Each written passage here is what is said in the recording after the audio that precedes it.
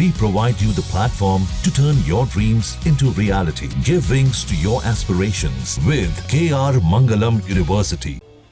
कर्मचारी भविष्य निधि संगठन यानी कि ईपीएफओ, यानी कि जो लोग नौकरियां करते हैं और जिनका पीएफ और ईपीएफओ जिनका जमा होता है, उनके लिए एक बड़ी खबर हो सकती है। जी हां, ईपीएफओ ने साल 2025 में अपने सदस्यों के लिए कई बड़े बदलाव किए हैं, जिनका उद्देश्य प्रक्रियाओं को आसान, डिजिटल और पारदर्शी बनाना है। ये बदलाव न केवल कर्मचारियों के लिए सुविधाजनक हैं, बल्कि उनकी बचत और पेंशन से जुड़े मामलों को भी प्रभावित कर सकते हैं। आइए इन जो 5 महत्वपूर्ण बिंदुओं में बदलाव किए गए हैं उनको समझते हैं।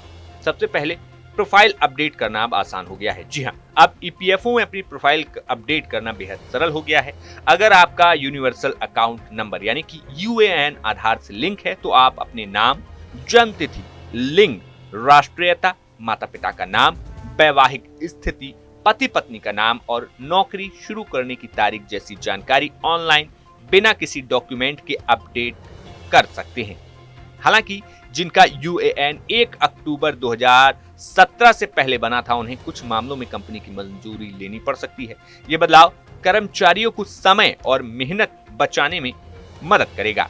अब दूसरे पॉइंट पर आते हैं कि पीएफ ट्रांसफर की प्रक्रिया अब तेज हो गई है। जी हाँ, नौकरी बदलने पर पीएफ ट्रांसफर करना पहले एक जटिल और समय लेने वाली प्रक्रिया थी, जिसमें कंपनी की मंजूरी जरूरी होती थी। लेकिन 15 जनवरी 2025 से ईपीएफओ ने इसे आसान कर दिया है। अब ज्यादातर मामलों में पुरानी या नई कंपनी की मंजूरी की जरूरत नहीं होगी। अगर आपका यूएएन आधार से लिंक है और डिटेल यानी कि जैसे नाम, जन्म तिथि, लिंग मेल खाते हैं, तो पीएफ ट्रांसफर तेजी से हो जाएगा। इससे आपकी बचत का प्रबंधन और निरंतरता बनी रहेगी। अब इसके बाद आता है सेंट्रलाइज्ड पेंशन पेमेंट सिस्टम यानी कि सीपीपीएस।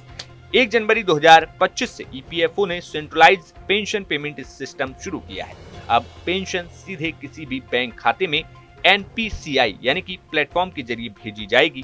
पहले पेंशन पेमेंट के लिए पेंशन पेमेंट ऑर्डर यानी कि पीपीओ को एक क्षेत्रीय कार्यालय से दूसरे में ट्रांसफर कराना पड़ता था, जिससे देरी होती थी, और अब ये प्रक्रिया खत्म कर दी गई है। साथ ही नए पीपीओ को यूएएन से लिंक करना अनिवार्य हो गया है, ताकि पेंशनर्स डिजिटल लाइफ सर्टिफिकेट आसानी से जमा कर सकें। अब बात चौथे पॉइंट की। जी हाँ, हायर सैलरी पर पेंशन का स्पष्ट नियम।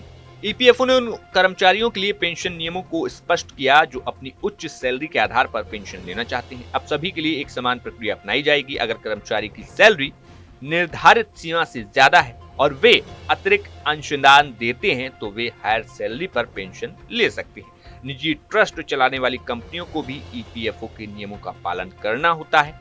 यह नियम पेंशन की राशि बढ़ाने में मदद करेगा। अब आते हैं आखिरी पॉइंट पर, जिसमें बदलाव किए गए हैं। ये पॉइंट है ज्वाइंट डिक्लेरेशन प्रक्रिया, यानी कि अब इसको सरल कर दिया गया है। 16 जनवरी 2025 को ईपीएफओ ने ज्वाइंट डिक्लेरेशन यानी कि जेडी की प्रक्रिया को सरल बनाने के लिए नए दिशा निर्देश जारी किए।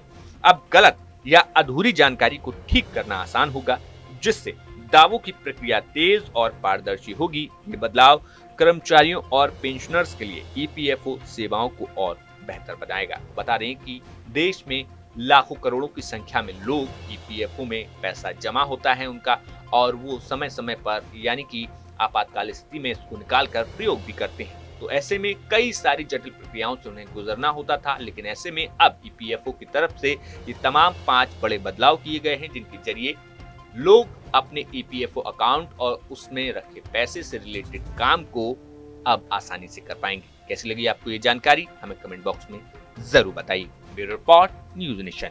न्यूज नेशन अब व्हाट्सएप पर खबरों के ताजा अपडेट के लिए न्यूज नेशन के इस क्यूआर कोड को स्कैन करें।